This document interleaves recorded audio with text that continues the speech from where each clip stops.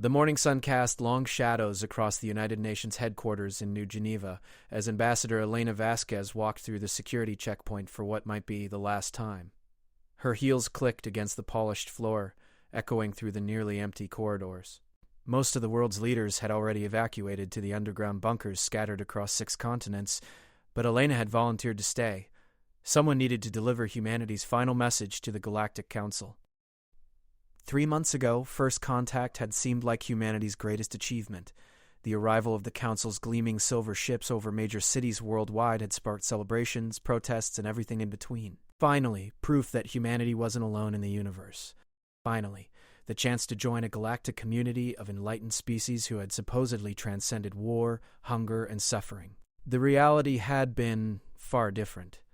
Elena reached her office and activated the quantum communicator, the alien device humming to life with an otherworldly blue glow. Within seconds, the holographic figure of Counselor Zethkar materialized before her desk. The reptilian alien's scaled face showed what Elena had learned to recognize as condescending amusement. "Ambassador Vasquez," Zethkar said, his voice carrying the synthetic quality of universal translation, "I trust you've reconsidered humanity's position regarding integration protocols." Elena straightened in her chair. "I'm here to deliver Earth's final response to your ultimatum." "Ultimatum?" Zethkar's head tilted in what might have been surprise. "My dear Primitive, we're offering your species the greatest gift imaginable. Membership in the Galactic Council. Peace. Prosperity. An end to your species' barbaric tendencies toward violence and conflict." "At the cost of our sovereignty," Elena replied coldly. The integration protocols were comprehensive and non-negotiable. Humanity would be relocated to designated worlds under Council supervision. All military technology would be dismantled. Earth would be converted into an agricultural world to feed more advanced species. Human reproduction would be regulated to prevent overpopulation.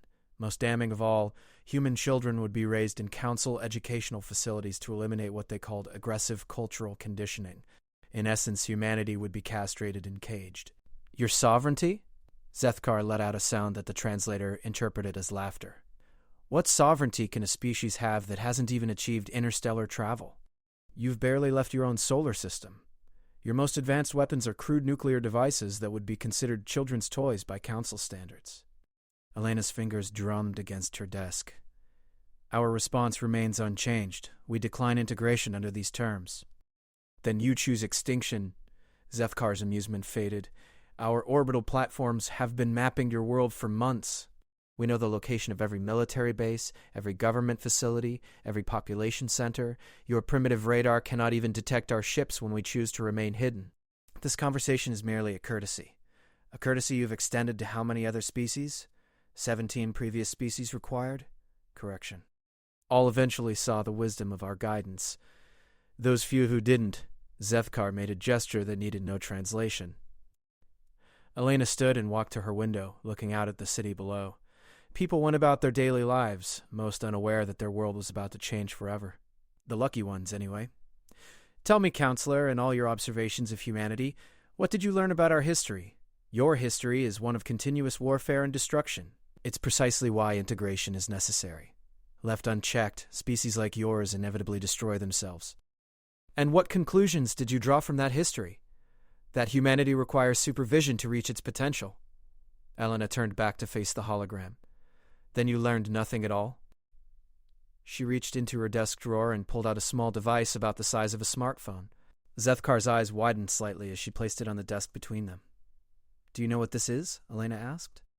"Some primitive recording device, I assume?" "It's a dead man's switch. Connected to every nuclear arsenal on Earth, every orbital weapons platform we supposedly don't have, every military satellite that your sensors somehow missed. The moment my heartbeat stops, or if this building is destroyed, or if your ships begin their attack, it sends a very specific signal." Zethkar leaned forward, his scaled features showing the first hint of genuine concern. "You would destroy your own world rather than accept our guidance? That's the thing about human history you failed to understand, Counselor. Yes, we fight. Yes, we kill each other.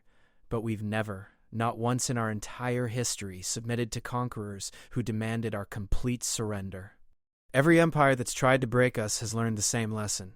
Humans don't kneel. We'd rather burn our world to ash than hand it over to aliens who think they know what's best for us." The alien's composure cracked slightly. "You're bluffing.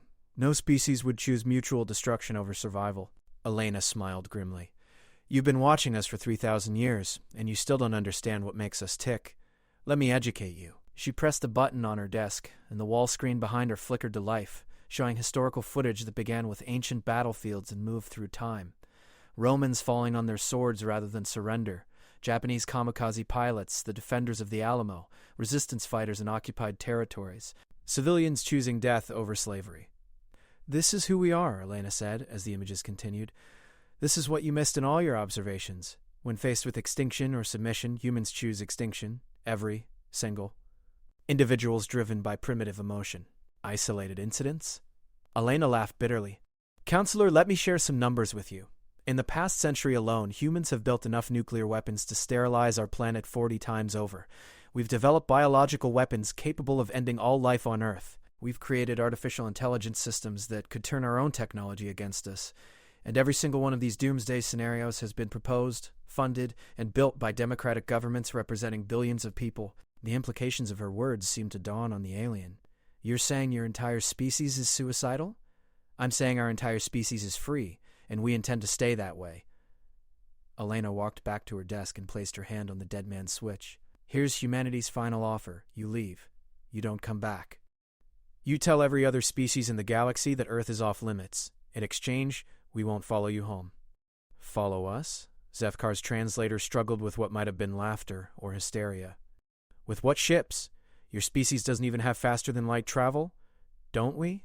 "Counselor, you've been observing us for 3 millennia. In that time, how many of our most advanced projects have you actually been able to monitor?" The question hung in the air like a threat. Elena could see the alien's mind working, probably accessing databases, cross-referencing observations, looking for gaps in their surveillance. "Impossible," he whispered. "Is it?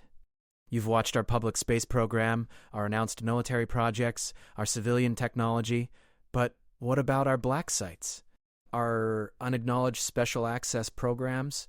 The projects that don't officially exist?" Elena touched another control, and the screen behind her displayed a star chart.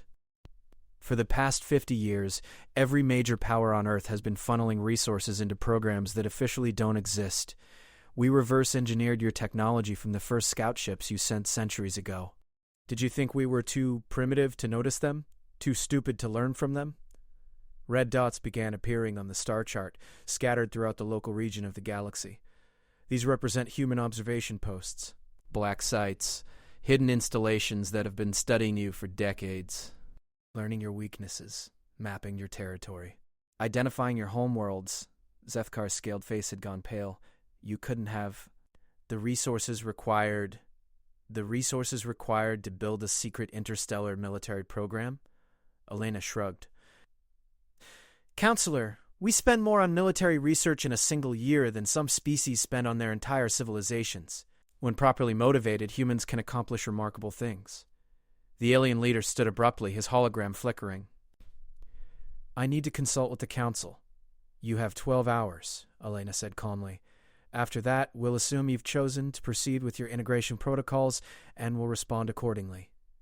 "What exactly are you threatening?" Elena's expression hardened. "We know the location of your 17 previous conquests, the species you integrated. We know where your manufacturing centers are, your population centers, your military installations. Most importantly, we know where your council meets." She leaned forward, her voice dropping to barely above a whisper. "If you force us to fight, we won't fight to win, Counselor. We'll fight to ensure that you lose everything, even if it costs us everything we have." The hologram flickered and died, leaving Elena alone in her office. She looked down at the dead man's switch in her hand and allowed herself a moment of uncertainty. Was she bluffing? Could humanity really do what she'd threatened? The answer, she realized, was both yes and no. The observation posts were real, established over decades of secret missions. The reverse-engineered technology was real, hidden in black sites around the world. The weapons were real, terrible beyond imagination. Whether humanity would actually use them remained to be seen. But if there was one thing 3,000 years of human history had taught the world, it was this. When cornered, humans became the most dangerous creatures in the universe. Not because they were the strongest, or the smartest, or the most advanced, but because they were the only species crazy enough to burn down the galaxy rather than live on their knees. Elena set the dead man's switch on her desk and began making calls. If the Council chose war, humanity would need to be ready. And if there was one thing humans excelled at, it was preparing for war. Outside her window, the sun began to set over New Geneva. In 12 hours, the galaxy would discover what happened when you cornered a species that had turned warfare into an art form. The Council thought they were dealing with primitives. They were about to learn the difference between being primitive and being underestimated. Admiral Sarah Chen stood in the command center of Blackwater Station, hidden in the asteroid field of the Kuiper Belt, watching her tactical displays with the patience of a predator. The facility had been humanity's best-kept secret for 37 years. Built inside a hollowed-out asteroid and powered by fusion reactors, it produced no detectable signature. To any outside observer, it was just another piece of space rock drifting in the outer darkness of the solar system. "Admiral, we're receiving Ambassador Vasquez's signal," reported Lieutenant Commander Jackson, his fingers dancing across holographic controls. "The Council's response is due in 4 hours. Sarah nodded, her eyes never leaving the main display that showed the positions of every Council ship in the solar system. 47 vessels, ranging from massive dreadnoughts to smaller escort craft, all positioned in high orbit around Earth. The aliens had made no effort to hide their presence. Why would they? As far as they knew, humanity possessed no space-based weapons capable of threatening them. They were wrong. "Status report on Operation Damocles," Sarah ordered. Major Rodriguez, the station's weapons officer, consulted his displays. All orbital platforms are active and locked onto targets. Ghost Fleet is in position at the system's edge. Ground-based installations are ready for simultaneous launch. Sarah walked to the center of the command deck, where a three-dimensional hologram showed the solar system in perfect detail. Each Council ship was marked in red, while blue markers indicated human assets. To the untrained eye, it would look like humanity was hopelessly outnumbered. Blue dots were scattered sparsely throughout the system, while red markers dominated Earth's orbital space. The untrained eye would be catastrophically wrong. "Tell me about the Council's formation," Sarah said. "They're maintaining standard occupation positioning," Rodriguez replied. "Command vessel positioned over Earth's North Pole with heavy cruisers covering major population centers. Escort vessels are running patrol patterns, but they're staying within the orbital envelope. Classic formation for intimidating a primitive species. And they have no idea what they're looking at. No, ma'am. Their sensors are calibrated for detecting conventional spacecraft. Our stealth technology is based on principles they've never encountered." Sarah smiled grimly. The stealth technology hadn't been reverse-engineered from Council ships. It had been developed from scratch by human scientists who understood something the Council had apparently forgotten. Sometimes the most primitive approaches were the most effective. Instead of trying to bend space or manipulate energy signatures, human stealth ships simply didn't emit anything detectable. They were powered by fuel cells, used no active sensors, and communicated through quantum-entangled particles that left no electromagnetic footprint. The Council was looking for technological signatures they could understand. Humanity was using technology so basic it was essentially invisible. "Admiral," Communications Officer Park interrupted, "we're receiving a priority transmission from Olympus Base." The holographic display shifted to show a new figure, General Marcus Webb, commander of humanity's most classified installation. Olympus Base was built inside Mount Olympus on Mars, disguised as a geological research station, but actually serving as the command center for humanity's interplanetary defense network. "Sarah," Webb said without preamble, "we've got movement. 3 additional Council fleets just dropped out of hyperspace at the edge of the system." The tactical display updated to show the new arrivals. 60 additional ships moving in perfect formation toward the inner system. "Time to Earth orbit?" Sarah asked. 6 hours at their current velocity, Webb replied. "They're not trying to hide their approach. This looks like reinforcements for the integration fleet." Sarah felt a cold satisfaction settling in her chest. "They're committing their reserves." "Good. That means they're taking our threat seriously. Or they're calling our bluff," Webb pointed out. "Either way, we'll know soon enough." Sarah turned to her communications officer. "Get me a connection to Vasquez." The display shifted again to show Ambassador Elena Vasquez in her UN office. She looked tired but determined, her hand resting on the dead man's switch that had become the most important device in human history. "Admiral," Elena said, "I assume you've seen the new arrivals?" "We have. Are you ready for this?" Elena's laugh was bitter. "Is anyone ever ready to potentially start a galactic war?" But yes, our position remains unchanged. If they want Earth, they'll have to take it from our cold, dead hands. And if they call our bluff? Then it wasn't a bluff. Elena's expression hardened. I've been reviewing the integration protocols again. What they're proposing isn't integration, Admiral. It's species-wide slavery. They want to lobotomize human civilization and turn us into docile farm animals. Sarah had read the same reports. The Council's integration process was thorough and irreversible. Human culture would be dismantled, human independence eliminated, human potential permanently capped at whatever level the Council deemed safe. It was genocide with a smile and a promise that it was for humanity's own good. There's something else, Elena continued. I've been analyzing the Council's historical records, the ones they so helpfully provided about their previous integrations. Do you know what happened to the last species that refused? They were eliminated, Sarah said. More than that. They were erased. Not just killed, Admiral. Erased. Every trace of their civilization destroyed, every record of their existence wiped from Council databases. As far as galactic history is concerned, they never existed at all. The implications were chilling. The Council didn't just conquer resistant species. They deleted them from history entirely. How many? Sarah asked quietly. Based on gaps in their territorial records and archaeological evidence they probably thought we wouldn't understand, at least 12. Maybe more. Sarah closed her eyes for a moment. 12 species.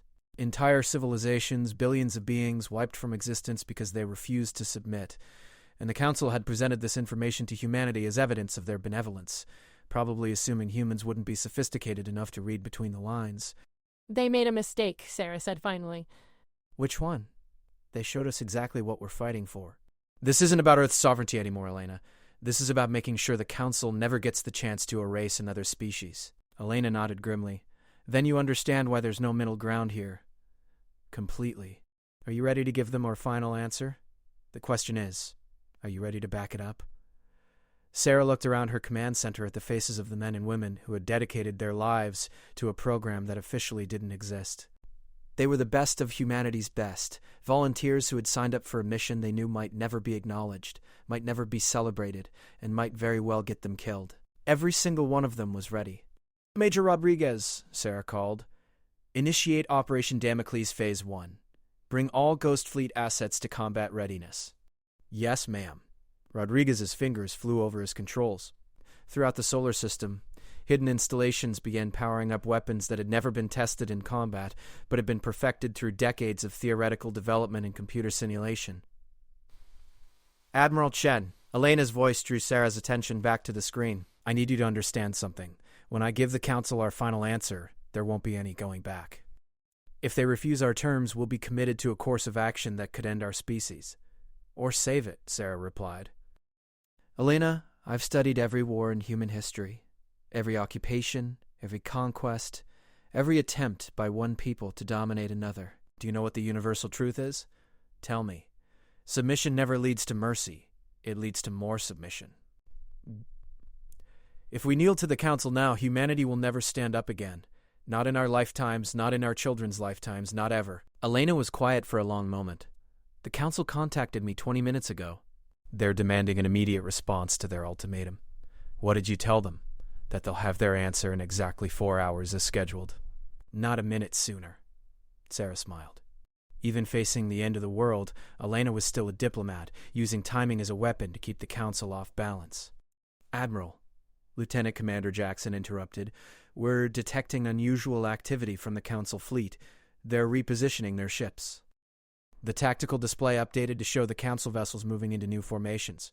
Instead of the standard occupation pattern, they were arranging themselves into attack formations focused on major population centers. They're preparing to begin integration protocols by force, Rodriguez observed. Or they're trying to pressure us into surrender, Sarah replied. Either way, it doesn't change our position. Ma'am, Park called from his communication station. I'm receiving encoded transmissions from all Ghost Fleet assets. They're requesting permission to begin target lock procedures. Sarah walked back to the central display, studying the positions of every vessel in the solar system.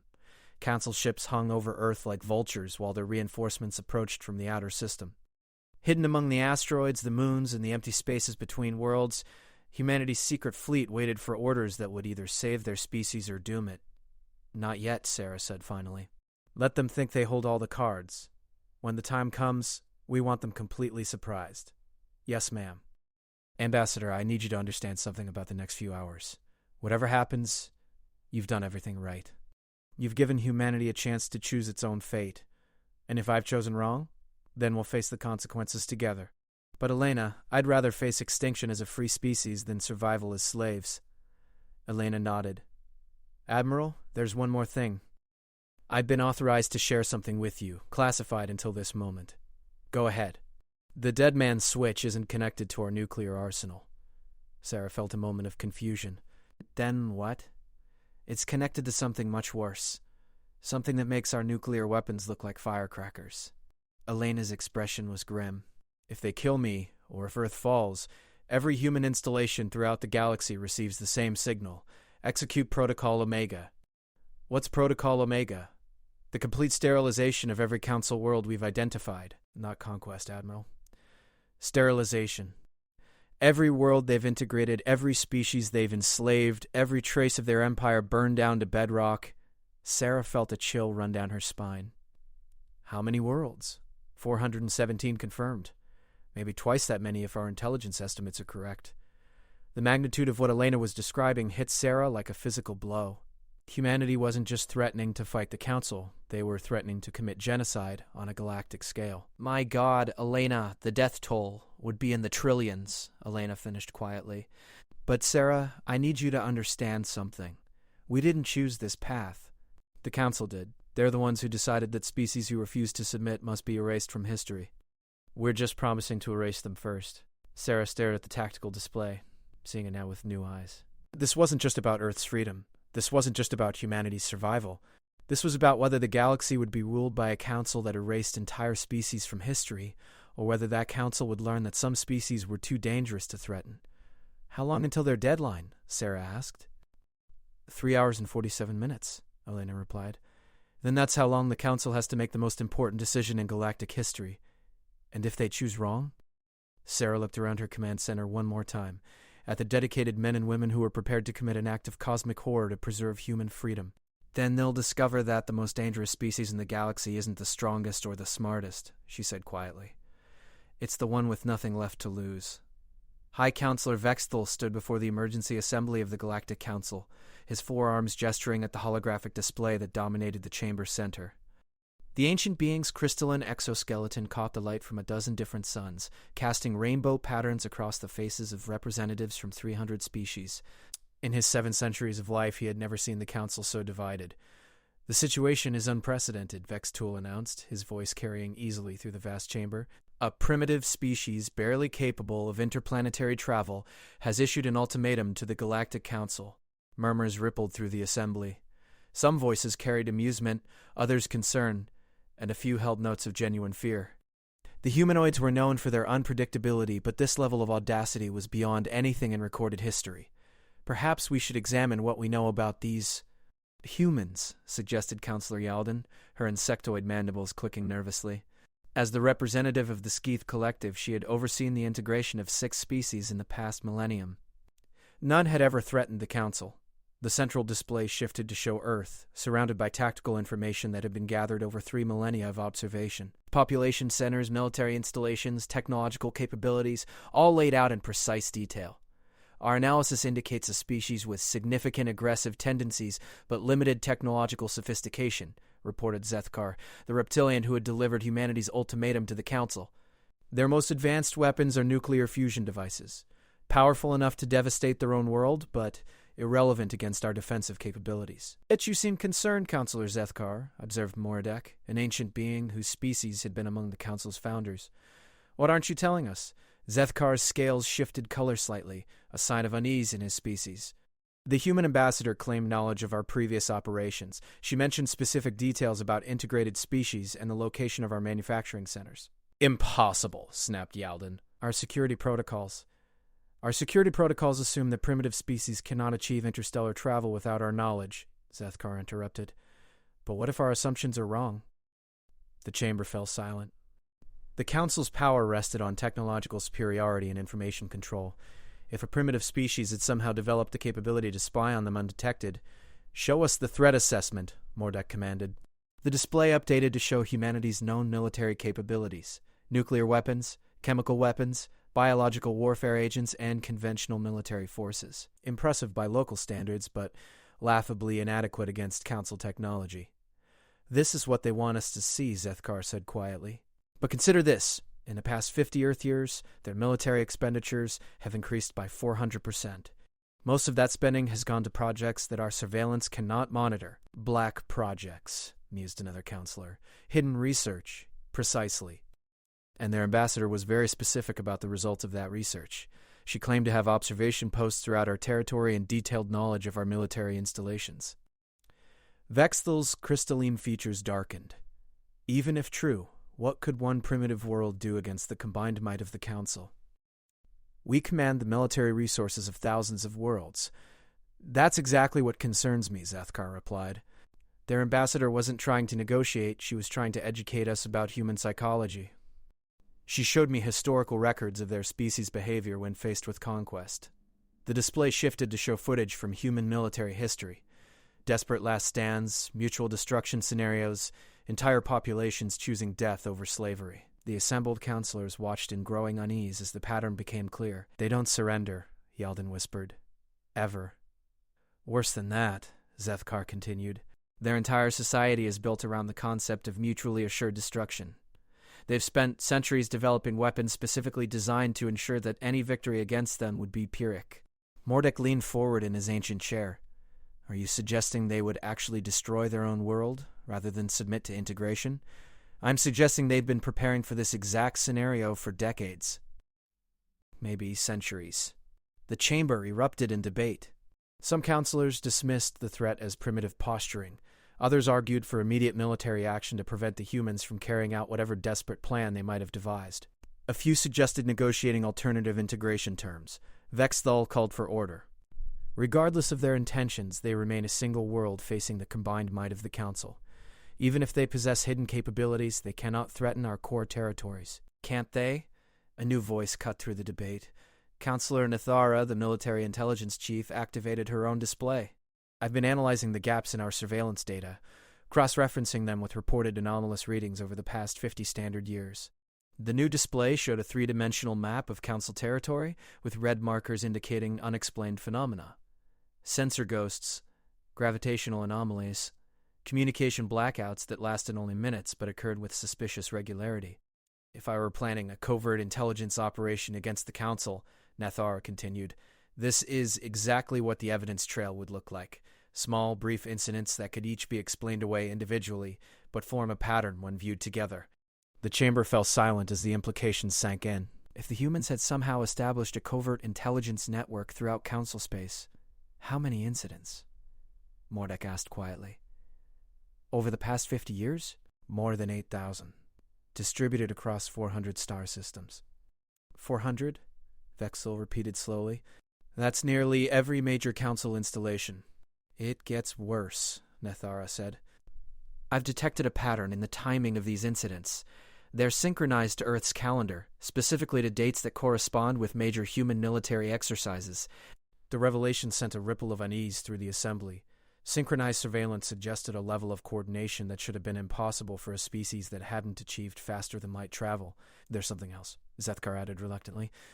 "The human ambassador mentioned our previous corrections of resistant species. She knew details that aren't in our public records. Such as the exact number of species we've eliminated, the methods used, even the fact that we've erased them from historical records." Yaldan's mandibles clicked rapidly. "That information is classified at the highest levels." "How could primitives—" "They're not primitives," Nathara interrupted. "That's what we've been failing to understand. We've been watching their public technology, their announced capabilities, their civilian infrastructure, but what if their real capabilities are hidden?" Vexel's crystalline form pulsed with agitation.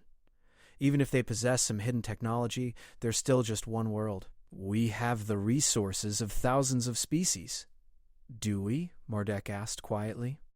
"Counselor Nathara, what's your assessment of our defensive capabilities if the humans have been conducting reconnaissance for 50 years? Nathara's display updated to show Council military installations throughout the galaxy.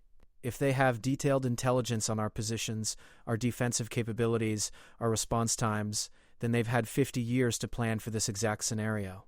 Plan what? They don't have the military assets to threaten us, don't they?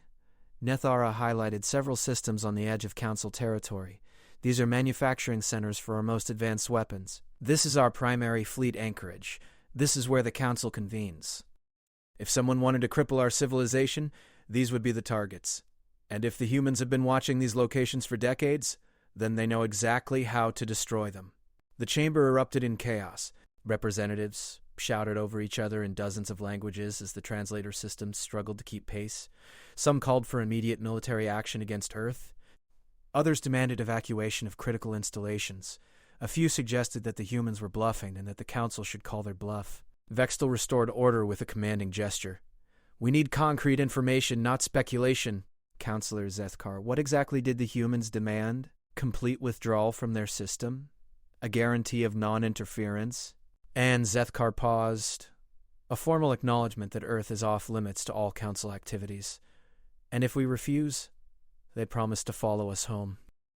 Silence fell over the chamber. The phrase was crude, but its meaning was unmistakable.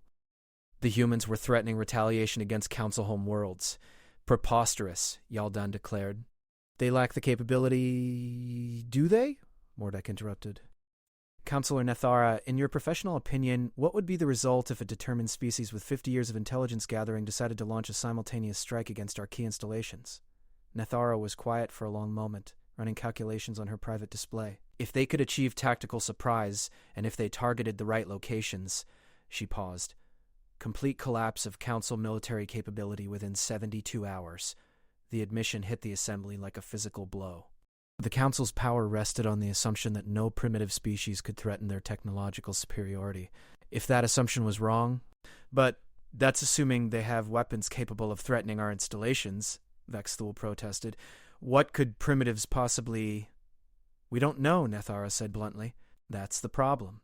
We've been so focused on watching their primitive technology that we may have completely missed their real capabilities. Zethkar activated his own display. There's something else. The human ambassador was very specific about their mindset. She said, and I quote, "If you force us to fight, we won't fight to win. We'll fight to ensure that you lose everything." Meaning? Meaning they're not threatening to defeat us in conventional warfare. They're threatening to destroy our civilization, even if it costs them their own. Mordek leaned back in his chair, his ancient features troubled. A scorched earth strategy? Mutual destruction on a galactic scale? But surely they're bluffing, Yaldan insisted. No rational species would choose mutual destruction over survival. Are they rational? Zethkar asked. Look at their history. Look at their cultural patterns. This is a species that has repeatedly chosen death over submission throughout their entire recorded history. The display showed more footage from human conflicts. Soldiers fighting to the death rather than surrender, civilians destroying their own cities rather than let them fall to invaders, entire populations choosing collective suicide rather than slavery. They're not bluffing, Nethara said quietly. This is exactly what they would do. And if they've been preparing for this scenario for 50 years, how long until their deadline? Vexthul asked. 2 hours and 37 minutes, Zethkar replied. The chamber fell silent as the weight of the decision settled over them. In less than 3 hours, the Galactic Council would have to choose between backing down from a primitive species or potentially facing the destruction of their entire civilization. Options, Mordek requested. We could withdraw and accept their demands, suggested one counselor. Unacceptable, Vexthul declared. The Council does not negotiate with primitives. We could call their bluff and proceed with integration protocols. And if they're not bluffing? We could attempt to eliminate Earth before they can carry out their threats? Nethara shook her head. If they've been planning for this scenario, they'll have contingencies for that exact response. Then what do you suggest? The military intelligence chief studied her displays for a long moment. I suggest we consider the possibility that we're not dealing with primitives. I suggest we consider that we may have encountered the first species in galactic history that's actually more dangerous than we are. The implications of her words hung over the assembly like a death sentence. For 3 millennia, the Council had been the apex predator of the galaxy. The idea that they might have finally met their match was almost incomprehensible. 2 hours and 36 minutes, Zethkar reminded them. Vexthul looked around the chamber at the faces of representatives from 300 species, all of them looking to him for guidance. In 7 centuries of life, he had never faced a decision with such far-reaching consequences. Call an emergency vote, he commanded. All in favor of proceeding with integration protocols despite human threats? The chamber began to fill with light as representatives cast their votes, each one potentially determining the fate of galactic civilization. Commander Maria Santos floated in the cramped cockpit of the stealth ship Nemesis, watching her instruments count down the final minutes until humanity's deadline. Around her, 17 other Ghost Fleet vessels maintained perfect silence in the darkness between Jupiter and Saturn, their hulls as cold as the void itself to avoid detection. Each ship was a masterpiece of human engineering, built not for comfort or elegance but for a single purpose: to deliver devastating payloads to targets hundreds of light years away. "Ghost Leader, this is Ghost 7, came Lieutenant Hayes' voice through quantum-encrypted communications. "I'm showing all green on final systems check. Copy Ghost 7, all call signs, report status." One by one, the Ghost Fleet commanders checked in. 18 ships, each carrying enough destructive power to sterilize an entire star system. They were humanity's final argument, the ultimate expression of a species that had spent millennia perfecting the art of war. "Ghost Leader, Ghost Control," Admiral Chen's voice crackled through the quantum link. "Council vote has concluded. They've chosen to proceed with integration protocols." Maria closed her eyes for a moment. Even knowing it was coming, the finality of it hit her like a physical blow. Humanity had offered the Council a way out, a chance for peaceful coexistence. The aliens had chosen war instead. "Copy, Ghost Control. Are we authorized for Protocol Omega?" "Negative. Stand by for further orders." Maria frowned. According to the plan, Ambassador Vasquez's dead man switch should have automatically triggered Protocol Omega the moment the Council voted to proceed. Something had changed. "Ghost Control, please clarify. We're showing green lights for immediate execution." "Stand by, Ghost Leader." "We have developing situation?" Maria checked her tactical display. The Council fleet over Earth was beginning to move into bombardment positions. If they were going to act, it had to be now. Every minute of delay gave the aliens more time to prepare for retaliation. "Ghost 2, what's your read on the situation?" Maria asked her second-in-command. Captain Johnson's voice was tense. "Council ships are powering up weapons systems. It looks like they're preparing to begin integration bombardment of major population centers. How long before they're in position?" 15 minutes, maybe." Maria's hands hovered over her weapons controls. The Ghost Fleet had been designed for a single mission, to ensure that if humanity fell, the Council would pay a price so devastating that no species would ever threaten Earth again. But now, with the moment at hand, she found herself hesitating. "Ghost Leader, Ghost Control." Admiral Chen's voice returned. "New orders from Ambassador Vasquez. Hold position and await her signal." "Admiral, with respect, the Council fleet is moving into bombardment positions. If we wait much longer, I understand the tactical situation, Commander, but the Ambassador has requested additional time for diplomatic initiatives." Maria bit back her response. What diplomatic initiatives could possibly matter now? The Council had voted for war. Earth was about to be bombarded into submission. Millions, possibly billions, were about to die. "Ghost Control, request permission to speak freely." "Granted." "Admiral, my crews have been preparing for this moment for over a decade. We've trained, we've planned, we've sacrificed everything for this mission. Are we really going to let the Council destroy Earth while we wait for diplomacy?" There was a long pause before Chen responded. "Commander, I need you to trust the Ambassador. She has one final card to play." "What card?" "What could possibly—" "She's going to show them what we're really capable of." Before Maria could ask for clarification, her communication system lit up with an incoming transmission. Not from Ghost Control, not from any human source, but from the Council command ship orbiting Earth. "Attention human vessels," came an artificially translated voice. "You are commanded to surrender immediately or face destruction." Maria looked at her tactical display. The Council ships were still moving into bombardment positions, but now she noticed something else. Several of their vessels had detached from the main fleet and were moving toward the outer system. "They're looking for us," she realized. "Ghost Leader, all call signs, maintain stealth protocols," came a new voice on the quantum link. It was Ambassador Vasquez herself, speaking from her office in Geneva. "Ambassador," Maria said. "Respectfully, ma'am, the Council fleet is preparing to bombard Earth." "We need to wait, Commander. Trust me." "Ma'am, I've got 18 ships loaded with planet killers and orders to execute Protocol Omega. The Council has voted for war. What are we waiting for?" "We're waiting for them to understand what they're really facing." As if summoned by her words, Maria's sensor display suddenly lit up with new contacts. Ships were appearing throughout the solar system, dozens of them, emerging from hiding places among the asteroids and moons. Ghost Control, I'm showing massive contact bloom. Are those ours? Negative, Ghost Leader. Those are Council reinforcements decloaking. Maria's blood ran cold. The Council hadn't just brought their integration fleet, they'd brought an invasion armada. Hundreds of ships were now visible throughout the solar system, enough firepower to reduce Earth to molten slag. Ambassador, Maria called urgently, they've got us outnumbered 50-1. We need to execute Protocol Omega now before... Before what, Commander? Vasquez's voice was strangely calm. Before they realize they've just made the biggest mistake in galactic history? Ma'am, I don't understand. You will. Ghost Fleet, maintain position and observe. Do not, under any circumstances, take action until I give the word. Maria wanted to argue, wanted to demand explanations, wanted to execute her orders and turn the Council's worlds into radioactive debris. But she'd learned long ago to trust the chain of command even when she didn't understand the reasoning. Ghost Fleet, you heard the Ambassador? Hold position and maintain stealth. The acknowledgements came back one by one, but Maria could hear the tension in her pilots' voices. They were all thinking the same thing.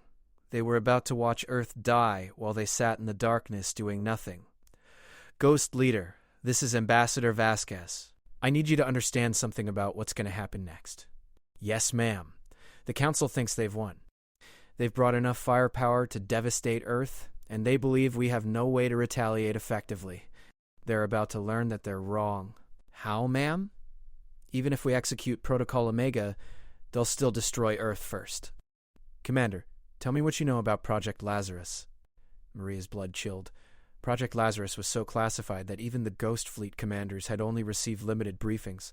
All she knew was that it involved something called quantum resonance weapons, and that it had consumed more resources than the entire Ghost Fleet program. I know it exists, ma'am. That's about all. Project Lazarus is based on a very simple principle, Commander. Every atom in the universe is connected through quantum entanglement. If you know how to manipulate those connections, you can affect matter instantaneously across any distance. The implications hit Maria like a hammer blow. Ma'am, are you saying we can strike Council worlds without sending ships? I'm saying we can do something much more interesting than that. Commander, the Council fleet over Earth is about to receive a demonstration of exactly what humanity is capable of when we stop playing by their rules. What kind of demonstration? The kind that turns 150 Council ships into expanding clouds of plasma? Maria stared at her displays, trying to process what she was hearing. Ma'am, you're saying we can destroy their fleet from Earth? Without engaging them directly? I'm saying we already have. The quantum resonance generators went active 30 seconds ago. The Council fleet just doesn't know they're dead yet. As if summoned by her words, Maria's sensors registered a massive energy spike from the direction of Earth. Not from the planet itself, but from the space around it where the Council fleet was positioning for bombardment. Ghost Leader, are you seeing this? Came Captain Johnson's voice. Maria checked her long-range sensors. At first, everything looked normal. The Council fleet was still moving into position, their ships showing no signs of damage or distress. Then she noticed the readings were wrong. Ghost Control, I'm getting impossible sensor readings. The Council ships are showing as if they're disintegrating? That's because they are, Vasquez replied calmly. Quantum resonance weapons don't destroy ships, Commander. They convince the universe that the ships never existed in the first place. Maria watched in horrified fascination as her sensors registered the Council fleet simply vanishing. Not exploding, not being destroyed by weapons fire, just ceasing to exist as if they had never been there at all. My God, she whispered.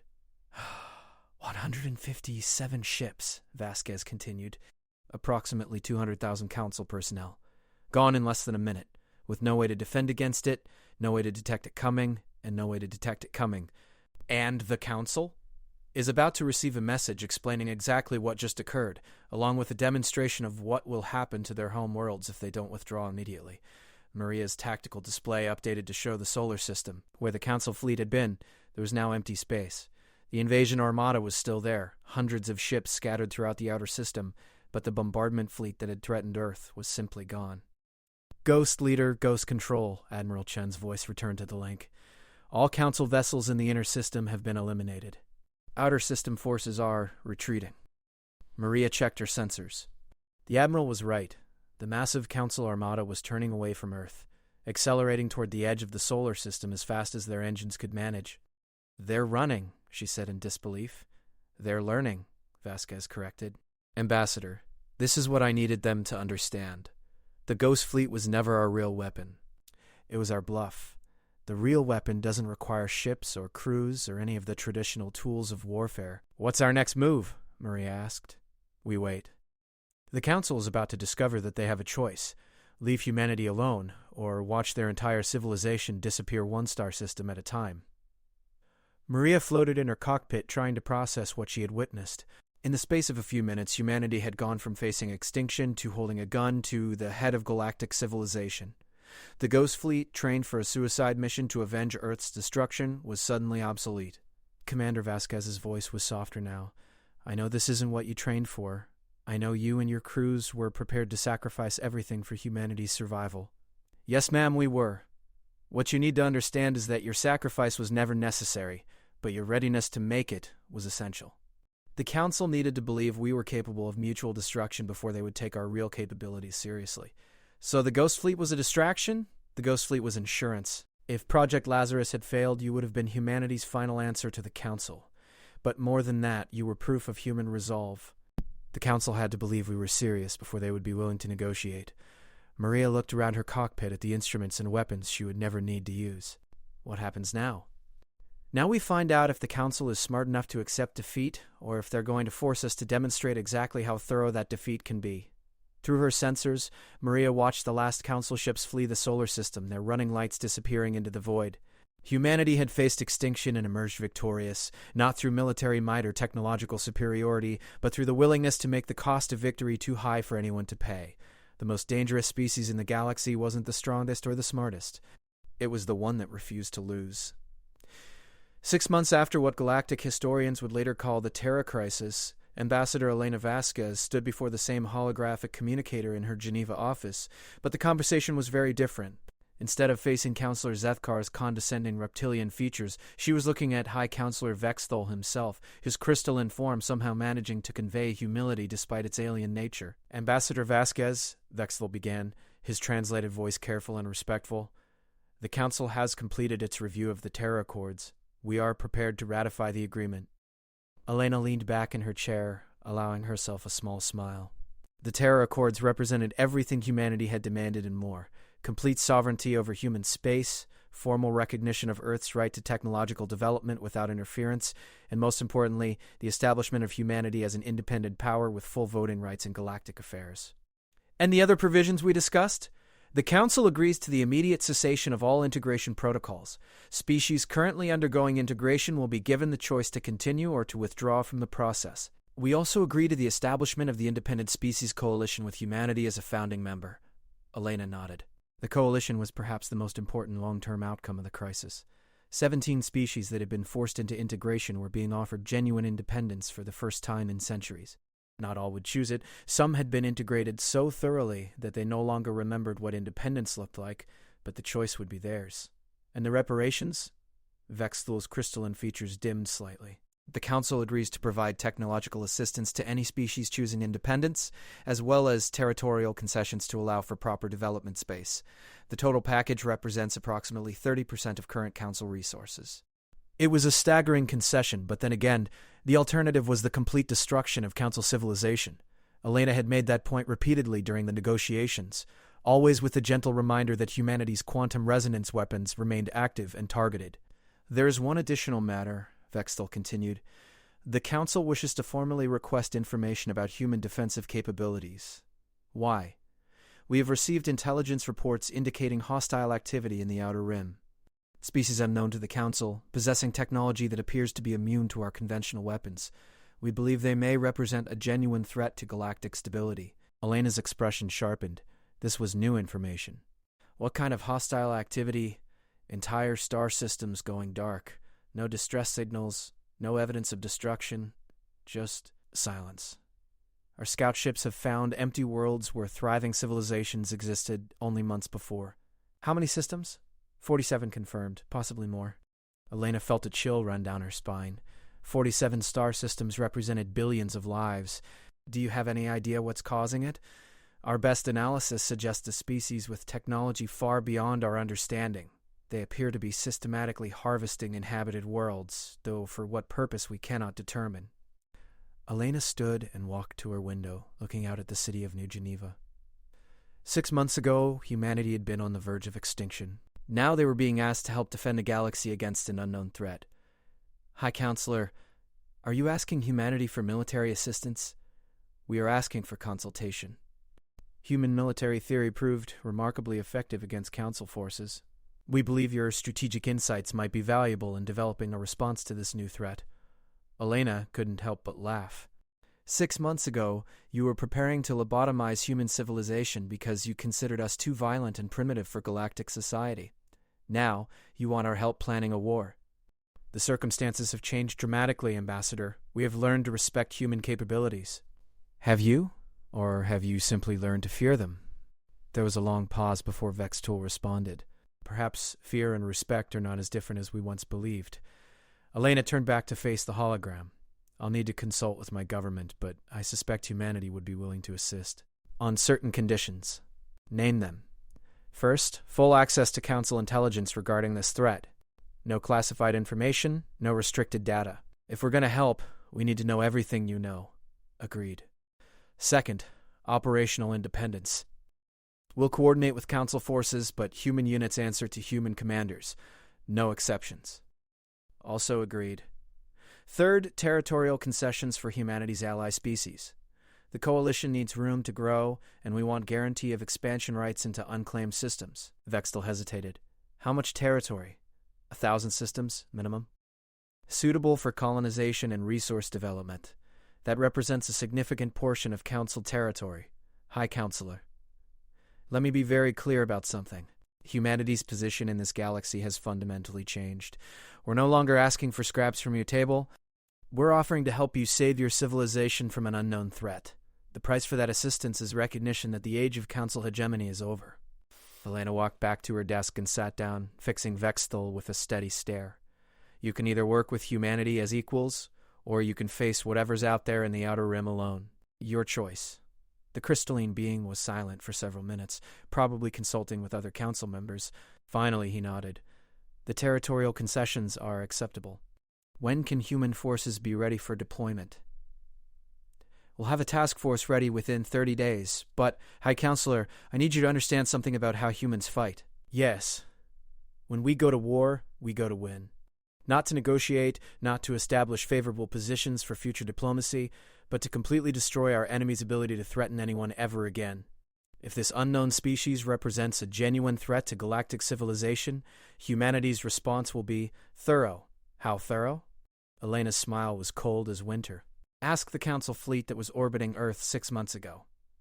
After the connection ended, Elena sat alone in her office, considering the implications of what she had just agreed to. Humanity was about to take its first steps onto the galactic stage as a major power, and their debut would be a war against an unknown enemy that had already demonstrated the ability to erase entire star systems.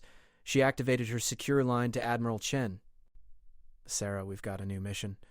I was monitoring the conversation, Chen replied. Unknown hostiles in the Outer Rim, systematic harvesting of inhabited worlds. Sounds like our kind of problem. How quickly can we have a task force ready? The Ghost Fleet is already on standby. We can add conventional forces and have them ready for deployment in 2 weeks. But Elena, are we sure we want to get involved in this? Elena considered the question. Humanity had just won its independence through a combination of brilliant strategy and terrifying weapons. They could simply fortify their own territory and let the Council deal with whatever threat was emerging from the galactic periphery. But that wasn't the human way. Sarah, 47 star systems have gone dark. Billions of people are dead or worse. If we have the capability to stop whatever's doing this, don't we have an obligation to act? Even if it means risking everything we've just gained? Especially then, the galaxy needs to learn that when humanity gives its word, we keep it. And right now we've given our word that species have the right to exist without fear of conquest or extinction. Even species that tried to conquer us. Elena looked out her window again at the bustling city below. Especially them. Sarah, the Council made a mistake when they tried to integrate humanity, but now they have a chance to learn from that mistake. If we help them defend against this new threat, we're not just protecting the galaxy. We're proving that civilized species can coexist without dominance, and if this new threat proves to be more than we can handle, then at least we'll face it on our feet as free beings instead of on our knees as slaves." There was a pause before Chen responded. "Elena, do you ever think about what would have happened if the Council had simply left us alone in the first place?" "Every day. But Sarah, I've come to realize that conflict was inevitable. Sooner or later, humanity was going to expand beyond our solar system. Sooner or later, we were going to encounter other species. The question was never whether we would face challenges. The question was whether we would face them as free beings or as subjects. And now? Now we face them as the most dangerous species in the galaxy, not because we're the strongest or the smartest, but because we refuse to be conquered."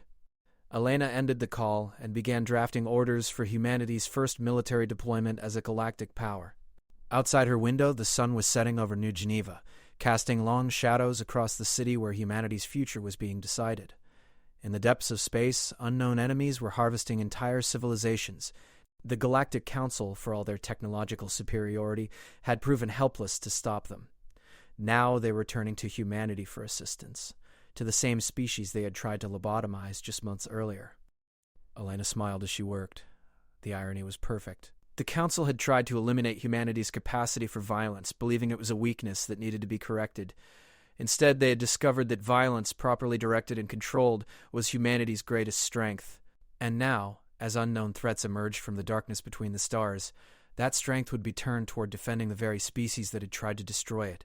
The most dangerous species in the galaxy was about to become its greatest protector. But they would do it on human terms, as free beings, with the understanding that any species, council member or not, that threatened human independence would face the same choice the Council had faced: peaceful coexistence or complete annihilation. The galaxy had learned to fear humanity. Now it was about to learn to be grateful for that fear. Elena finished her draft orders and leaned back in her chair. In 72 hours, human ships would depart Earth for the first time as representatives of a galactic power. They would carry with them the most sophisticated weapons ever developed, crewed by people who understood that some things were worth fighting for, and led by commanders who had learned that sometimes the only way to preserve peace was to be prepared for war. The unknown enemy in the Outer Rim was about to discover what happened when you threatened a galaxy that included humanity. They were about to learn that some species didn't just fight to win. They fought to ensure their enemies could never fight again, and humanity had turned that principle into an art form.